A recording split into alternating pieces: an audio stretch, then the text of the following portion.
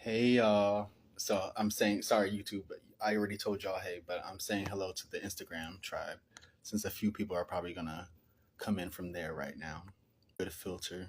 A lot of people be using filters that change like the whole way that they look. I used this app the other week called, I think it's actually called Face app, and wow, the amount of like aesthetic changing you can do with these apps nowadays. I sound like an old man saying nowadays. Like the amount of aesthetic changes that you can do with these apps nowadays is unbelievable. Because I was able to give myself higher cheekbones. I was able to make myself really look like a teenager. One that creeped me out was the one where I was able to make myself look like a child. Like, what? Ew, it was gross. And it wasn't even accurate. Anyway, main reason we're here today is I don't know why I have rainbow eyes on Instagram. Okay, here we are. Main reason we're here today is to disclose some information. I know that this has been the Gemini era thus far and that this has been Gemini TV, but I just wanted to announce here that Gemini is going to be a part of a 3-part album called Pixel that I plan to release in March 7th of 2025. However, Gemini will be released either the last Friday of September or the first Friday of October as of right now. I'm still finalizing the date. The first single, Atlas, will be out on July 19th. So look forward to that. That's 2 weeks away. I will have the pre-save link and everything like that available when I'm done with the live stream, because I've somewhat was thinking of everything else but that until like it was time to do the live stream. So you have to forgive me for it.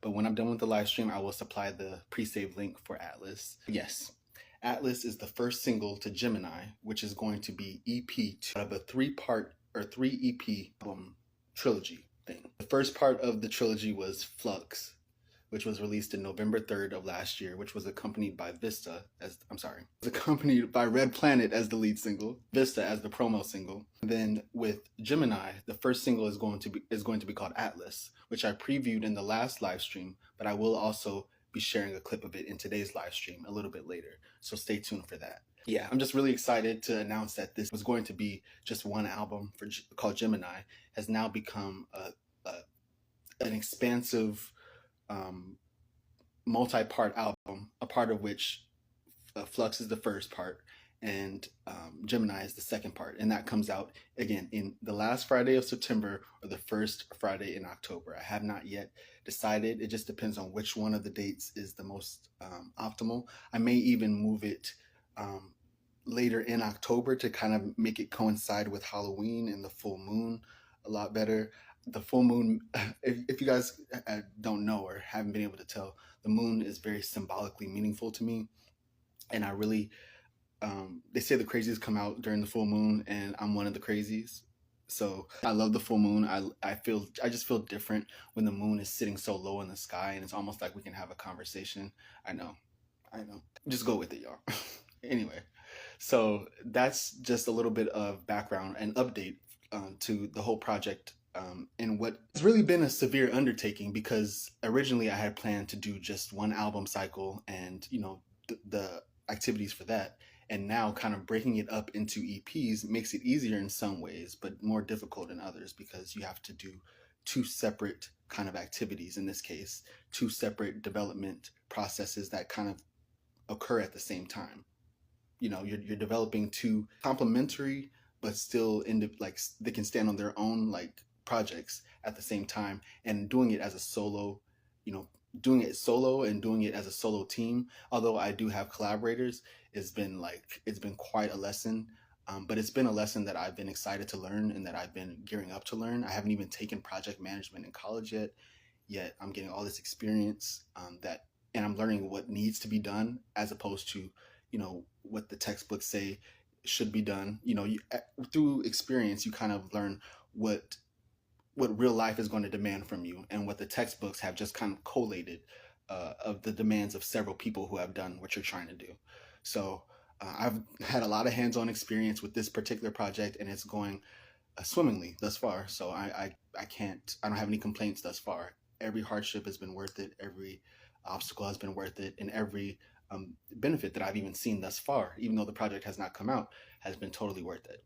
So that's just an update on Gemini. It's a part of a larger project called Pixel, which I'll be giving more details on in the coming months. It's a whole cycle, so more information on that and the different activities I have planned attached to that. Okay, so on the itinerary, I have the pre-save link because I was supposed to have that ready. I was supposed to have the Atlas pre-save link ready, but I don't. So like I said, I'm gonna have that ready when I finish this live stream. It says here that I'm supposed to give a sneak peek into Gemini. Well, I've kind of already given you guys a sneak peek into Gemini with the themes and the backstory of what inspired, you know, the main life event that inspired the production of the sorry, I should put my phone on silent. The project. Sorry, y'all. But just to give you another sneak peek into, I guess, another vantage point of Gemini. It's not directly inspired by Google's Gemini, the AI, although I used it pretty extensively in the planning and in some of the like the budget planning and just asking it, does this image look cool to you as a like almost like a robot? You know, does it to you as a robot, does this look awesome? Because I mean, if a robot thinks it's cool, then it's pretty cool, right?